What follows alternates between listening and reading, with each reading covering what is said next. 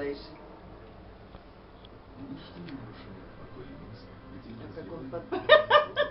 Мам, потише.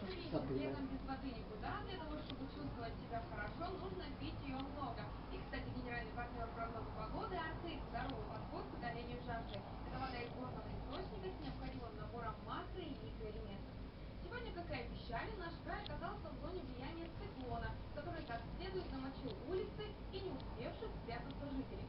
Вот мы все жалуемся на дожди, а в Испании, между прочим, об этих дождях только мечтают. Почти месяц там держится аномальная жара. Допустим, в Мадриде с 18 июня столбики термометров не опускались ниже плюс 30, а то и плюс 40 градусов. За первые 14 дней июля в городе 7 раз были обнаружены рекордные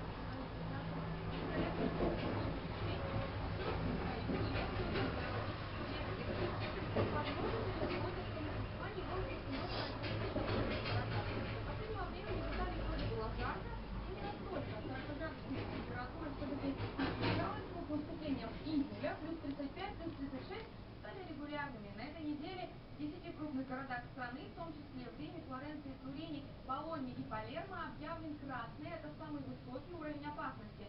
Красный уровень означает, что летний зной сопровождается высокой влажностью и духотой. Это представляет реальную угрозу даже для здоровых людей. Прогнозы пока неутешительные. К выходным ситуация обострится еще больше.